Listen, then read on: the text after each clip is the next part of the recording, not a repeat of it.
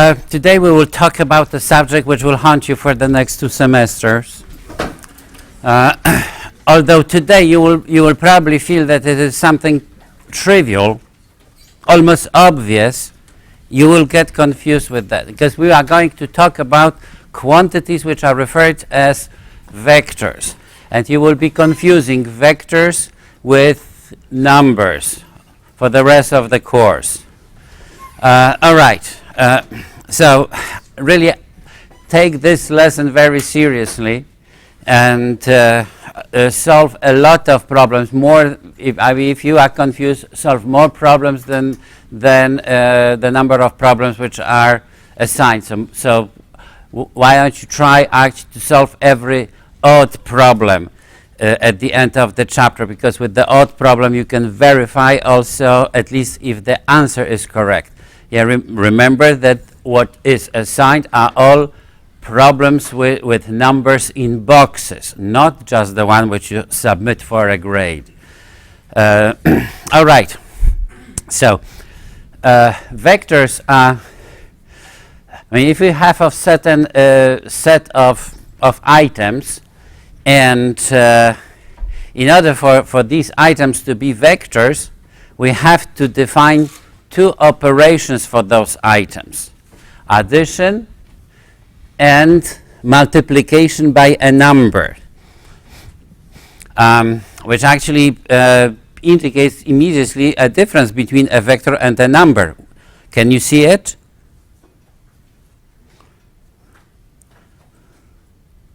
What's the difference between multiplication, which I'm talking about here, and multiplication in the set of numbers? In the set of numbers, we multiply a number, we take an element from that set, from the set of numbers.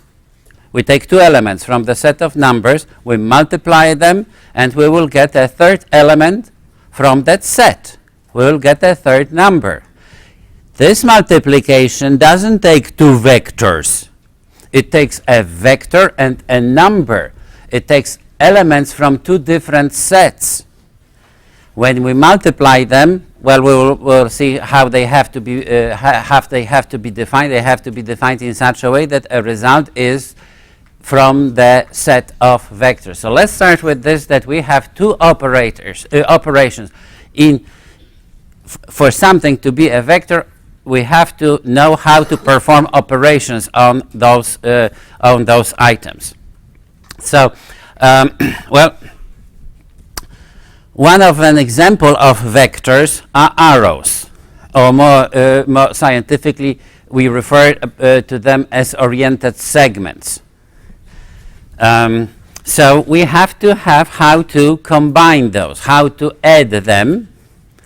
Now, I mark this addition in a circle because it's a different addition than addition of numbers. We don't add arrows the same way as 2 and 3.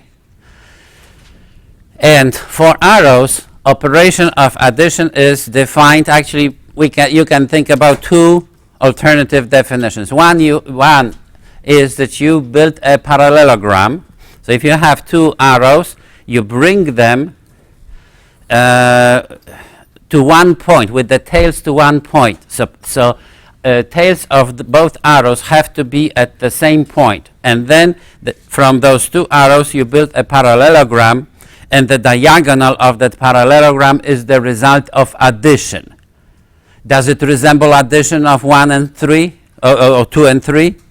It doesn't. It's a different addition, and make sure that you do not confuse this addition with addition of numbers. For a while, actually, I'm going to use, for addition, I'm going to use a different symbol. However, in the book, you use the same symbol as for addition of numbers. There is still no ambiguity, because if you have plus number and you recognize that on both sides you have of that addition symbol, you have 2 numbers, it means that you are adding what? Which addition you are using? 2 numbers, yeah. If you see 2 and 3 and cross in the middle, or plus in the middle, what addition is this? This is addition of numbers. Now, if you have two arrows, two symbols representing arrows on the symbol on both sides on plus symbol, what are you adding? Vectors. So there is no ambiguity in the book. However, if you read it fast, you can forget what you are adding. And adding apples is different than adding oranges. All right. So for a while we will be using unambiguous notation. So whenever we have addition of numbers, we will use the symbol which to which we are accustomed. And if we add vectors, we will use plus in a circle. All right. So one way to recognize how we add is by building a parallelogram. Another way is that you bring the second vector, you bring the tail of the second vector to the head of the first vector. So you build it like a triangle. Let me make it again, the simulation again. So rather than building a parallelogram, you bring tail of vector B to head of vector A. And then the sum is an arrow from the tail of the first vector to the head of the second vector. Did you get it? Who got it? Make sure that your neighbor knows it. Understand those two ways of adding arrows. So let's spend something like half a minute to check that the neighbor knows it. Talk to each other. Why don't you introduce yourself too? Do you understand it? Okay.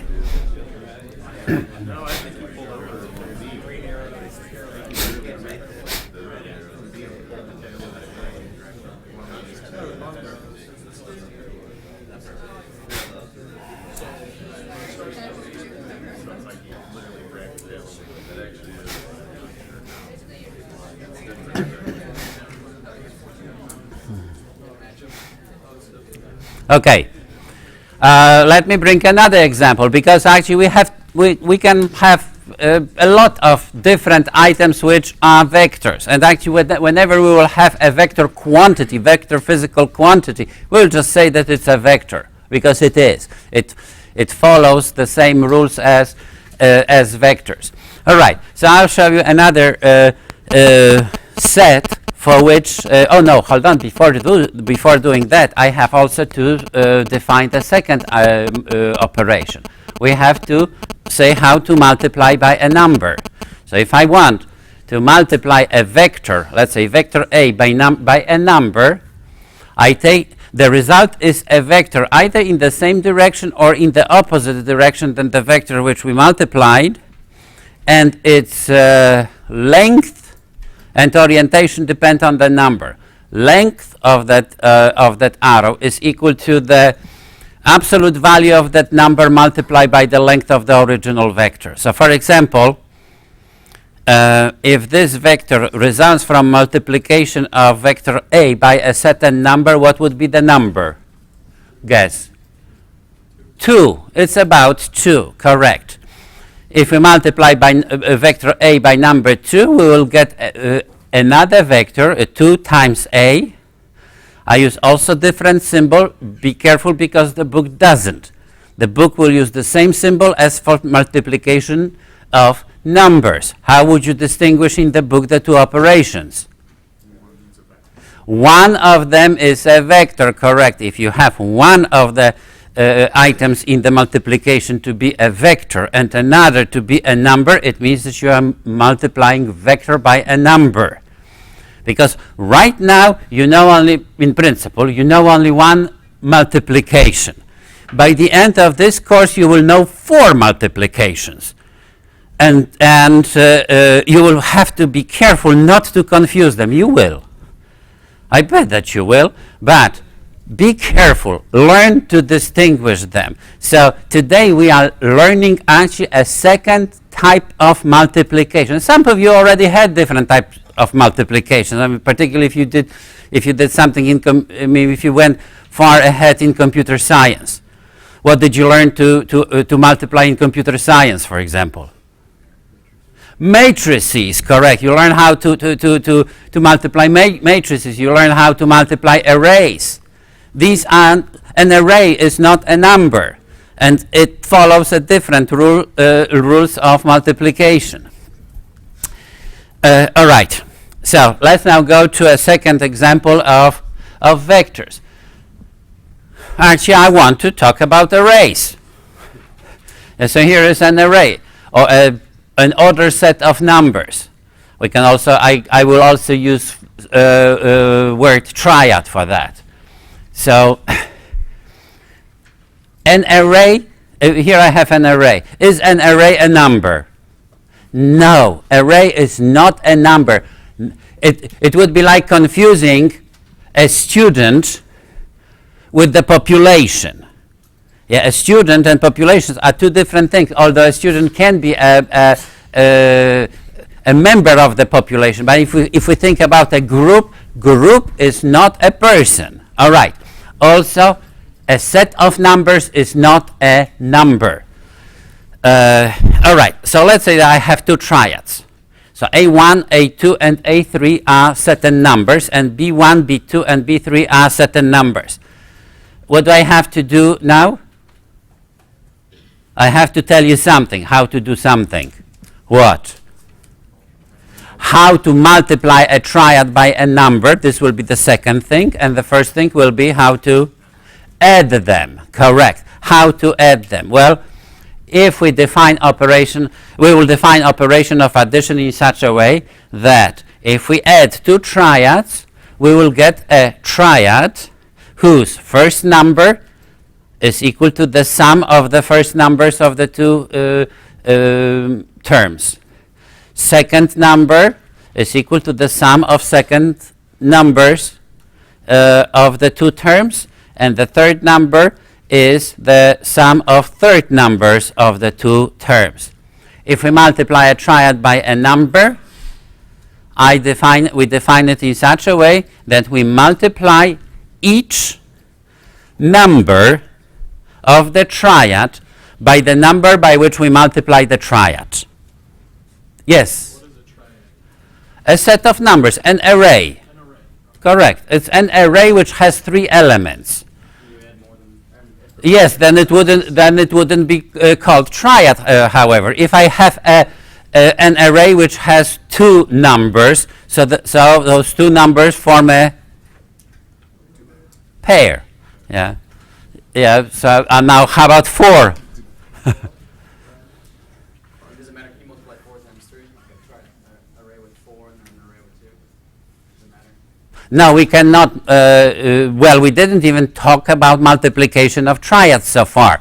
We were talking about multiplication of a triad by a number. In the future, we will talk about this, how to multiply a triad by another triad, and the answer to your question is no. We will not multiply triad by a pair. All right. Now, this is not the end, actually, of conditions which are required for the elements to be vectors.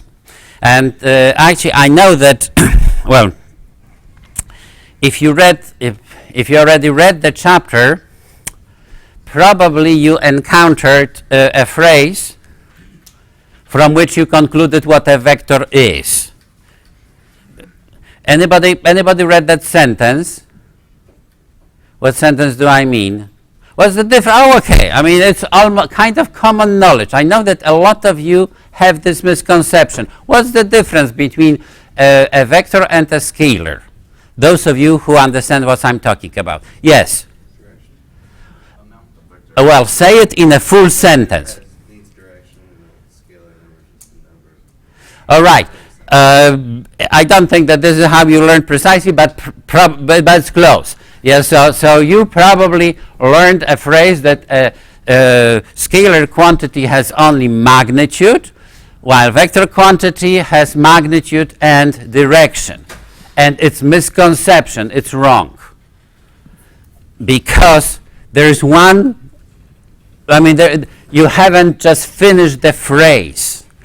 It has vectors have magnitude, direction, and follow certain rules of combination. Now, because it's written certain rules of combination, then it is confusing. Well, it's not specified. Or those rules are actually specified in the rest of the chapter.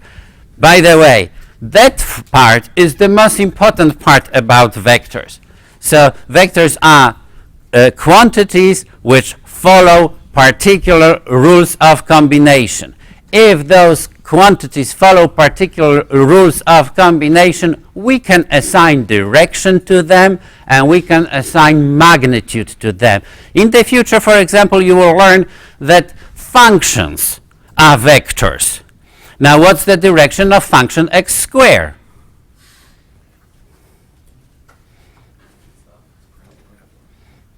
Which way? Why? Oh, how about tangent x? Well, the problem which you have over here is because they are element of infinitely dimensional vector space, we cannot even imagine those directions. I know that Dr. Shen in computer science sometimes draws 4 and 5 dimensional figures on the whiteboard, but I mean I have hard time already to go beyond 5. I mean I know how to do it, but really I lose the imagination for that. And don't even try to imagine. You just know that you will recognize that x squared is in a different direction than tangent x. These two, and has nothing to do with the graph actually. Because for example, 2x and x, these two functions are in the same direction, although on the graph they are not. But it was a digression. All right. Now, if we specify these two operations, it still doesn't make it a vector or vectors. There are certain conditions which are in the book. It is written as properties of vectors, and in the book they are scattered throughout the entire chapter. I want now to list them, and I demand that you memorize them. 8 conditions, just those 8 conditions. If you know those 8 conditions, you can conclude everything else about vectors. All right, first condition is that addition of vectors has to be associative. So if I add 3 vectors, it doesn't matter in which order I add. So let's say that I have 3 vectors, A, B, and C, or 3 elements of the set, and I'm trying to add them. I can first add B and C and add the results to A, or I can add A and B and add the results to C. Let's take a look if arrows satisfy that. Yeah, so if I perform operation on the left-hand side, let's say that I'm trying to add A, B, and C, and try even to imagine it that it's in 3 dimensions. So let's say that B and C are in the plane of the screen, and how about A goes into the screen. All right, so if I add B and C, I have to build a parallelogram from vectors B and C and take the diagonal of this parallelogram. Now I have to build parallelogram from vectors A and this one. And this is the result.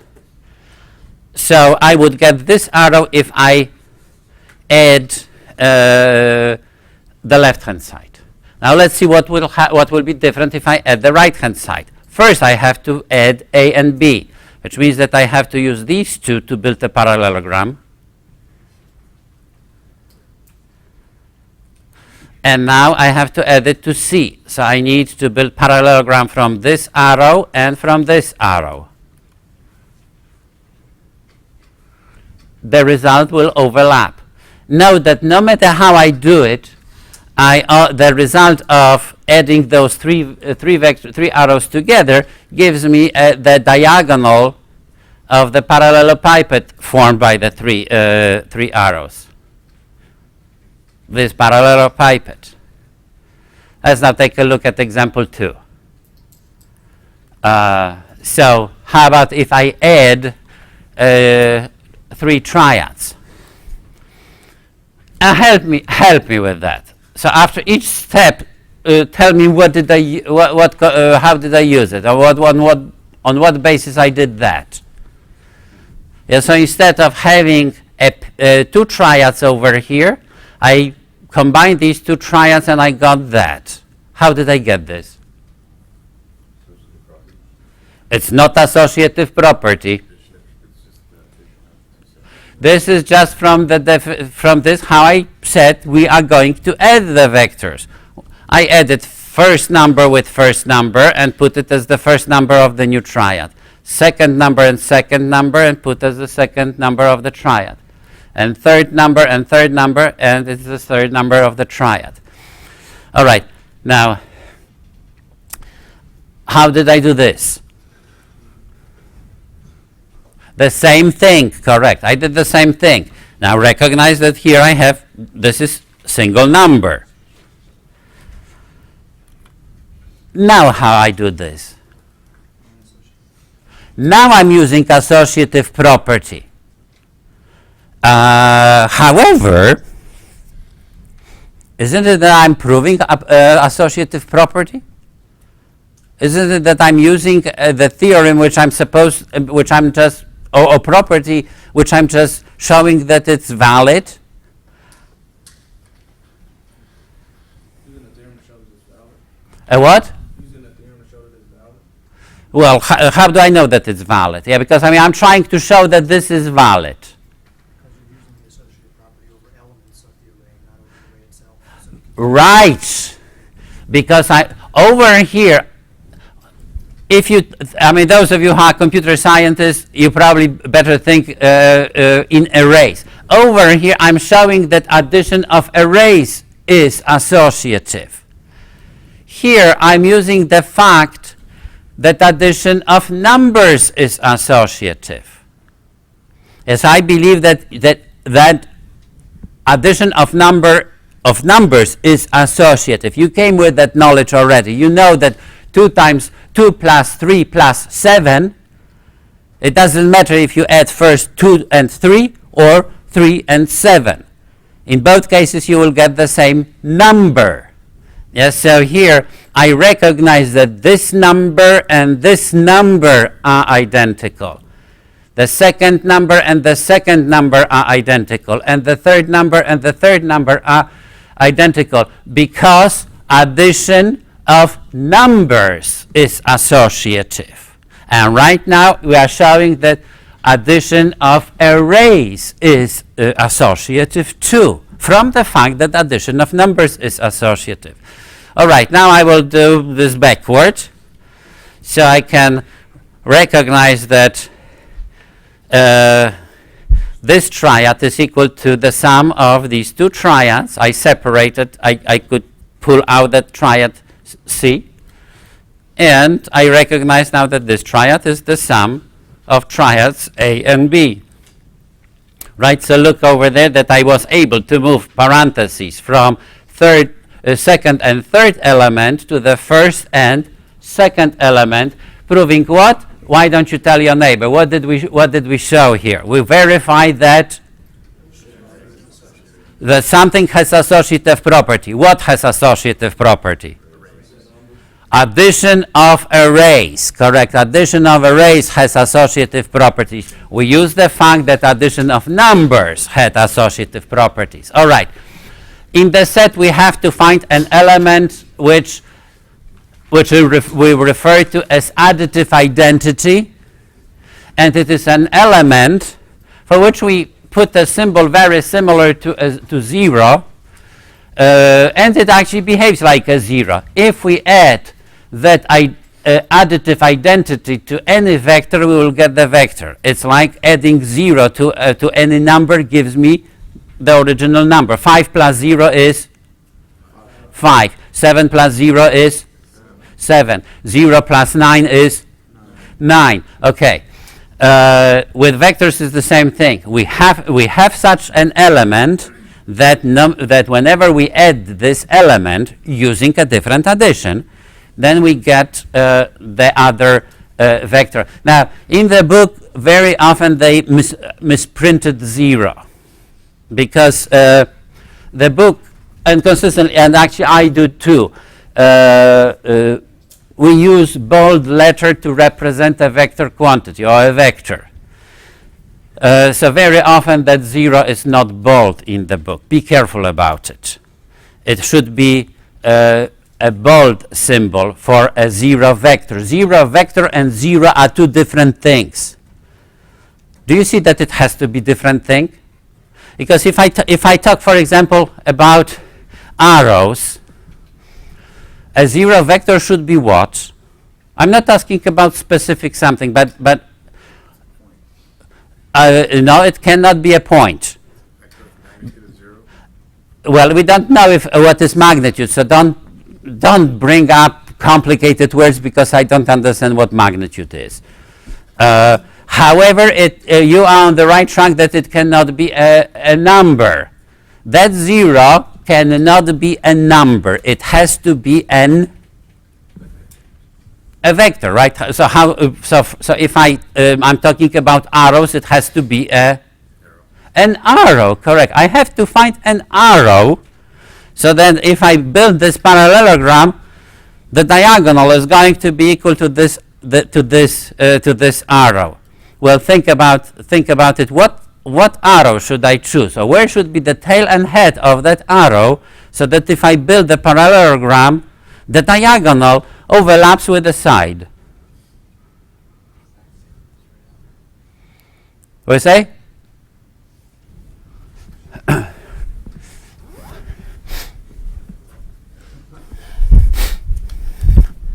Let's have a few tries. So let's say that this is vector A. Now, the result has to overlap with that. Okay, if I take this arrow, is this a 0 arrow? No, because you see that if I build a parallelogram, they will not overlap.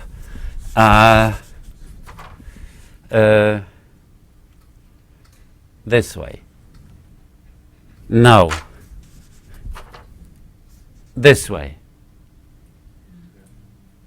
Let's build a parallelogram, yeah? So I have to move this one over here and that one over there. So the result is going to be an arrow like that. Do they overlap? No. That one is wrong too.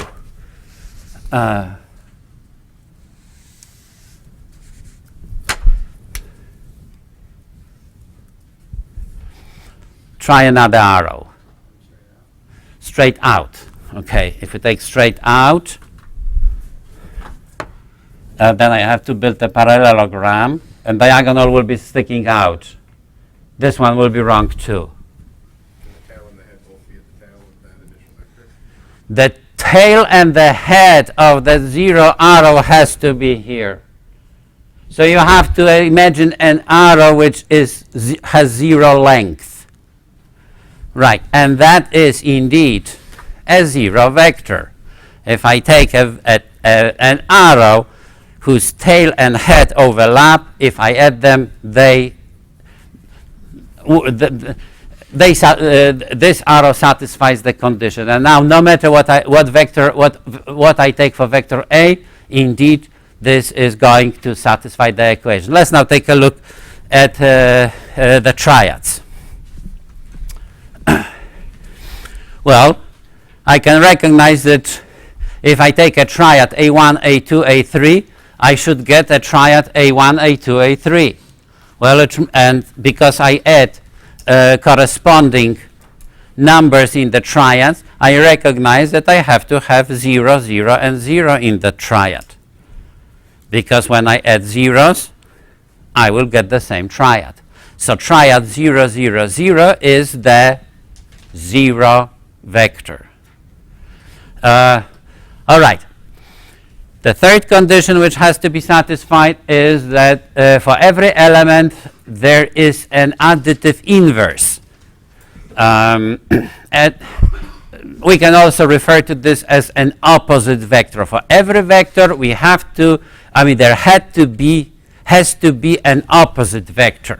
An opposite vector satisfies such a condition that if I add an opposite vector, we put symbol minus in front of vector to indicate an opposite vector. So if I add vector A and vector opposite to vector A, I should get the 0 vector. All right, guess what is opposite arrow?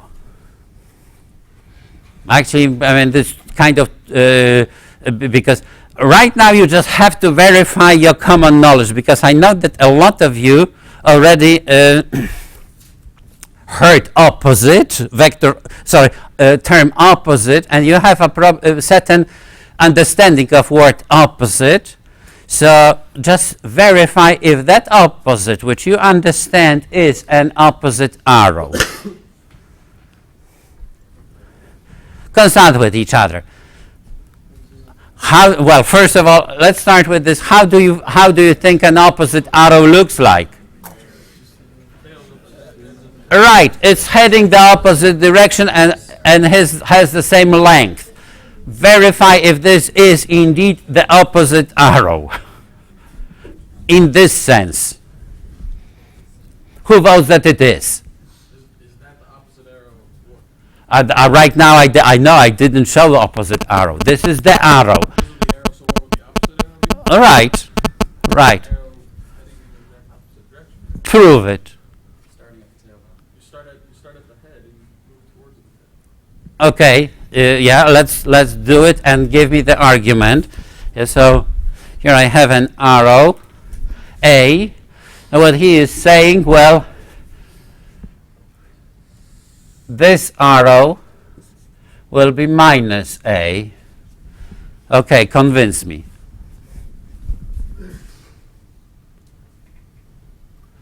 It's true, by the way. However, I don't hear a convincing argument. Which method are you using? Actually, since you make this, you ask me to do this drawing, tell me which of the two methods would you suggest to inspect to see that it works? Let me remind the methods. You built either parallelogram or add by bringing head to tail. Correct, head to tail. Yeah, because indeed, let's say, if I think about adding vector A and minus A, well, so I have already tail of the second arrow at the head of the first arrow, so the resulting vector is from tail of the first vector to the head of the second vector. So from tail of vector A to head of vector minus A, which happens now to overlap. So I got an arrow of 0 length. We got indeed a 0. This is the additive, therefore this is additive inverse. All right, let's now take a look at the second case. Well, you can recognize that opposite triad is a triad of numbers with opposite numbers. Repeat what I said. Okay, opposite triad is a triad with opposite numbers, correct. Because now when I add, I can recognize that I will get a 0, 0, 0 triad. And actually, in order to remember those 8 conditions which have to be satisfied, recognize that so far all of them referred only to addition, and this is the last one which refers only to addition. Addition has to be commutative, which means that it doesn't matter in which order we add them. Let's start with arrows. Yeah, so if I add arrow A and arrow B, I built a parallel. I used tail to head method. So this is how I would add if I added first A to vector A. I added vector B. Now, If I wanted to add vector B to vector A, I would do it this way. However, no matter what, the results overlap, which means that it doesn't matter in which order we add them. Addition of those arrows is commutative. Let's now take a look at the addition of triads. So I start by adding triad A to triad B. The way I defined addition, I have to add appropriate numbers. Oh, I think I confused this plus symbol here. Do you see that? Who can see that I confused, that I put wrong plus here? Who thinks that I put it right? Those of you who thought that I put it right, you are right. Yeah, because here we have addition of triads. Here we still have addition of numbers. All right. I will be playing this trick often to make sure that you don't confuse. You are not, that I won't be able to confuse you. I will be trying to train you not to get confused. All right. How did I do this?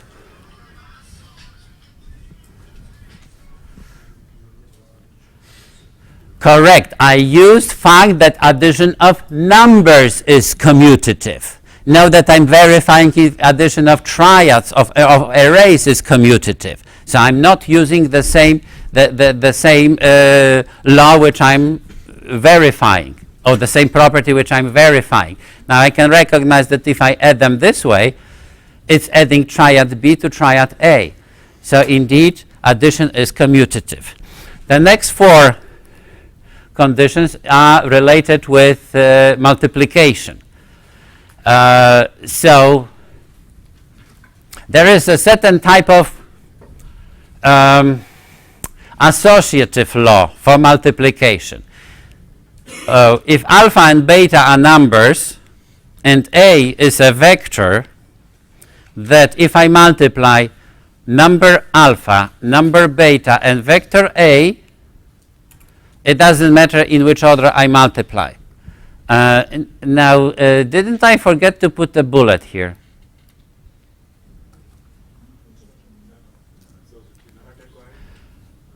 Consult with your neighbor if there is an error, because it seems to me that maybe this is multiplication of two numbers, correct. Oh, no, so maybe this one is wrong. No, this one is not wrong, because if I multiply a vector by a number, I get a vector. So this is a vector. Here I have still to multiply number by a vector. But if I put parentheses around, if I want to multiply first alpha and beta, these are two numbers. So everything here is correct. So this associative law is kind of mixed associative law, because it combines multiplication of a vector by a number with multiplication of numbers. Okay, so let's take a look. What will happen if I multiply first vector A by number beta? So I'm checking the left hand side, and then this will be the result, and then I multiply by number alpha. So actually I took alpha and beta to be equal 2. Right, so first I doubled the first vector, and then I doubled the result. Now, how about if I perform this operation? What should I do with vector A? Multiply it by what number? So by 4, right. And I can recognize actually that indeed this vector, this resultant vector is 4 times vector A. All right, let's now take a look at triads. Where did I get this from? This is how we define multiplication of a vector by a number. All right, how did I get this? Same thing. Right, now there is a tricky part. Where did I get that? A what? Multiplication of numbers is associative. Correct. So I could do it this way, and then when I go backward, if I go backward, I can recognize that that the result of this double multiplication of a number by a vector gives the same result as first multiplying the numbers and multiplying the resultant number by the triad. There is multiplicative identity. Number 1 has to have such a property that if we multiply a vector by number 1, we should get the same vector. Well, for an arrow, it is very trivial, right? Because how do I get? What do I have to do in order to find what is the result of multiplying vector A by number 1? I have to take a vector in the same direction with length equal to 1 times length of this one. So I will get an identical arrow. So that's it. They overlap. Now if I take a look at the triad, I have to multiply each number in the triad by number 1. So I will get, again, the same triad. Well, and now the last two are distributive properties. One is that multiplication of a vector by a number is distributive over addition of vectors. I will leave you for you to verify it. Yes, I mean, I'll just go quickly through that.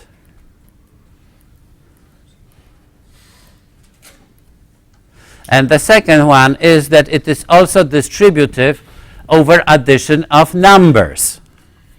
So multiplication of a number by a vector is distributive over addition of numbers. All right, now tell your neighbor what are the two distributive laws. What is distributive over what? Talk to your neighbor now. So listen to me again. The last two statements said that multiplication of a vector by a number is distributive over addition of vectors. And the second statement was that multiplication of a vector by a number is also distributive over addition of numbers. Consult with your neighbor that you indeed hear the difference between the two statements which I just said. Because problem is to comprehend statements. Talk to each other.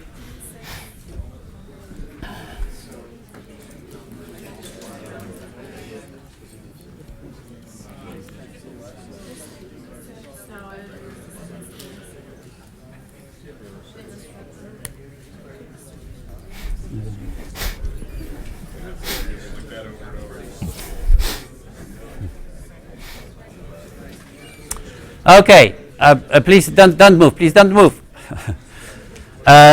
Just one more statement which I want to bring up before we finish.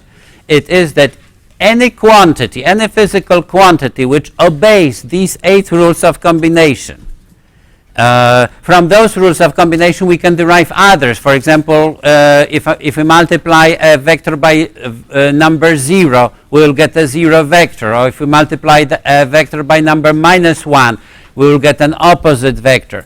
These are conclusions already from those 8 properties. But whatever physical quantity, like force, for example, displacement, magnetic field, and so on, follows these rules of combinations, we say that these are vector quantities. And every vector quantity can be represented by any other vector, by a triad of numbers or by an arrow.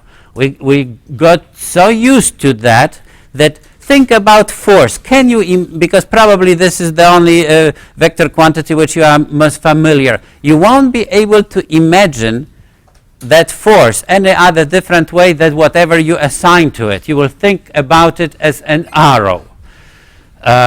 Okay, so this will be all for today, and see you tomorrow.